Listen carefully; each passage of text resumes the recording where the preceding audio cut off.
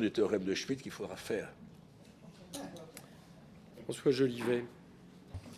Merci, Monsieur le Président, de l'éclairage que vous nous faites, et notamment en nous rappelant que l'État a une seule recette dynamique, ça s'appelle la TVA, et qu'il s'envoie privé par les mesures fiscales qu'il a décidées, et en accompagnement.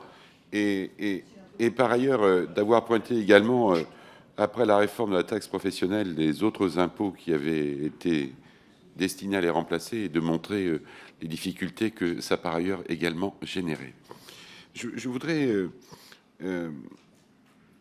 peut-être nuancer les propos de votre voisin qui disait que la déprise démographique devait générer des économies publiques.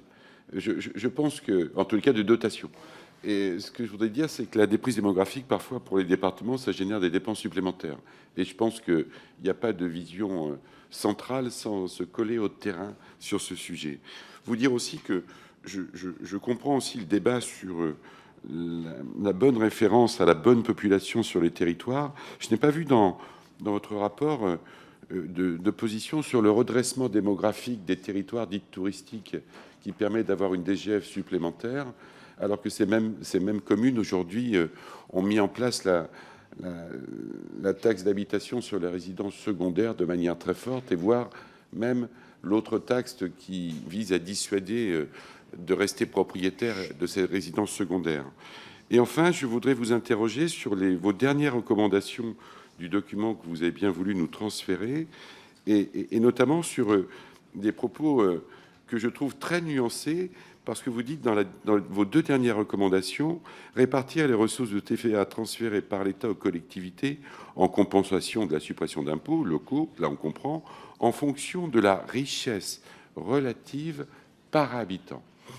Vous faites référence à quoi? À l'impôt sur le revenu des habitants? Je ne comprends pas en fait cette recommandation. Et votre deuxième recommandation concerne de répartir entièrement les dotations globales de fonctionnement en fonction de données contemporaines de population, de ressources et de charges de collectivité. Je voudrais savoir comment on apprécie les ressources et les charges de collectivité, puisqu'une répartition serait donc une répartition dynamique. Une année, il n'y a pas de charge, une autre année, il y en a. Je ne comprends pas en fait ces deux recommandations. Merci François Jolivet. Monsieur le Président. Monsieur le député. Peut-être sur la question de la déprise démographique, oui, c'est clair qu'il peut y avoir des charges liées à la déprise démographique. Bon, mais je parle sous le contrôle de mon voisin, mais je crois me souvenir que les dotations qui ont été accordées au département pour l'école, elles sont fixes et elles ne peuvent pas être baissées. Et pour les régions, pour les lycées, pour les régions, c'est le cas. Si vous avez moins d'élèves et toujours le même montant de dotation pour entretien des écoles, c'est pas complètement logique. Alors, vous me dire, une partie de cet argent peut servir à financer des centres d'hébergement pour personnes âgées. C'est possible. Mais je veux dire qu'il y a quand même... On ne peut pas ne pas prendre en considération le fait qu'il y a des évolutions démographiques qui sont différentes d'une région à l'autre, d'un département à l'autre, et que dans les transferts de financement qui sont faits, il faut les prendre en considération. Je ne dis pas que c'est simple, je dis simplement que c'est illogique de ne pas le prendre en compte. Deuxièmement, oui, effectivement, prendre en compte la richesse des collectivités et des habitants qui les habitent, c'est un point important. C'est d'ailleurs déjà le cas, puisque on a le potentiel fiscal prend en compte la richesse des collectivités en fonction de leur logement, en fonction de... Bon, nous, ce qu'on dit, c'est qu'il faudrait prendre en plus en compte le revenu disponible des ménages par habitant, parce que suivant que vous êtes pauvre ou riche, vous avez plus ou moins la capacité à mobiliser des ressources internes et à financer des charges publiques.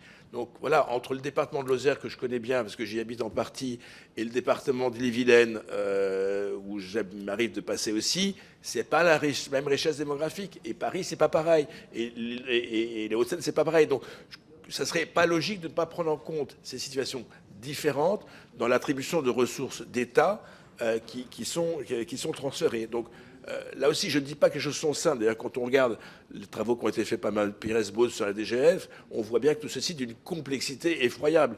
Et les équipes de la Cour se penchent dessus. On dit néanmoins, il faut peut-être faire évoluer certains critères pour avoir des choses qui sont plus réalistes, plus raisonnables. Merci. Allez-y, allez-y. Un petit mot supplémentaire.